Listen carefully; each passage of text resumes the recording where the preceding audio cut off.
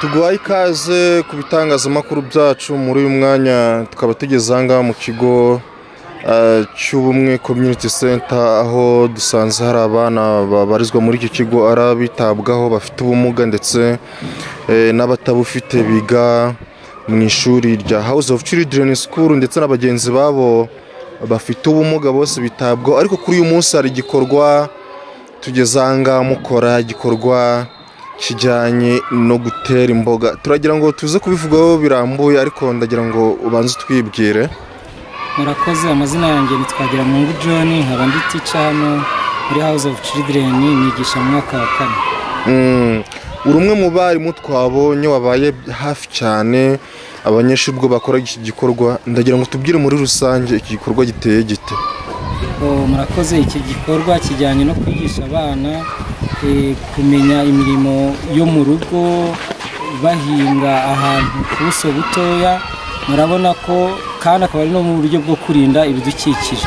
Ariko nako twagiye dukoresha ibicupa byashaje, imifuka yashaje, aho kugira ngo bayijugunye yangize ibidukikije, tugomba kubereka uko dushobora gushyiramo itaka bagateramo imboga. Kandi murabizi ko imboga ni ikintu dukenera mu buzima bwacu bwa buri munsi.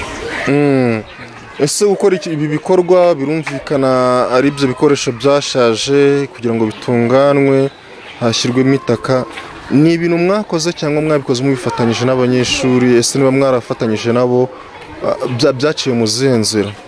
Ni ukuvuga ngo ntabwo ari ibintu twebwe dukora ubwacu, ahubwo tugomba kubyigisha abanyeshuri kugira ngo no mu buzima busanzwe barangije ishuri mu ngo iwabo bafite amajeride, aho kugira ngo bayapfushe ubusa, bakamenya ko bashobora kuyabyaza umusaruro bateramo imboga cyangwa se n'izo mbuto.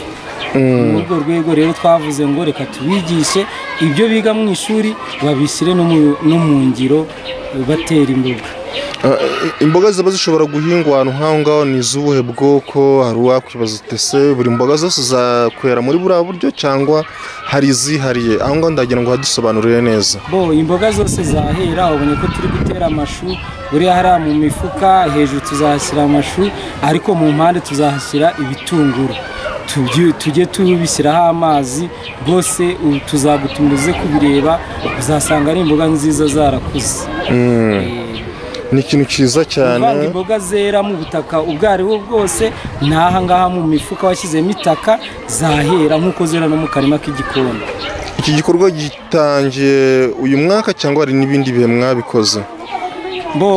Urebye no mu bindi bihe twarabikoraga, ariko muri uyu mwaka nibwo tubishyizemo ingufu cyane. Ku buryo hashobora kwera nk'imbuto zingana zite cyangwa se izo mboga? No mu mufuka hashobora kweramo n'amashu 5 bitewe n'uko wayateye. Ariko twebwe impamvu wagiye ubona twateye hejuru uko duteganya ko mu mpande tuzateramo ibitunguru. Muri rusange none ni iki mwabwira ababyeyi, undi muntu wese ukurikiye muri uyu mwanya kugira ngo iki gikorwa uretse anga ku ishuri mu bitangirije kirusheho kwaguka? Icyo twabwira ababyeyi dufatanyije kurera abana bacu, abana b'igihugu nibo Rwanda rw'ejo, tugomba no kubatoza imirimo y'ibanze itagoranye, nko gutoza umwana ko ashobora gufata niba hari ibase yamenetse akaba yayishyiramo itaka, agateramo uruboga, agateramo urutunguru, cyangwa se niba ari muri jaride akaba yateramo imbuto y'abavoka, y'abicunga. Nabyo ni ibintu bimufasha mu buzima bwe bwa buri munsi. Ndagira ngo tubashimire cyane. Murakoze cyane.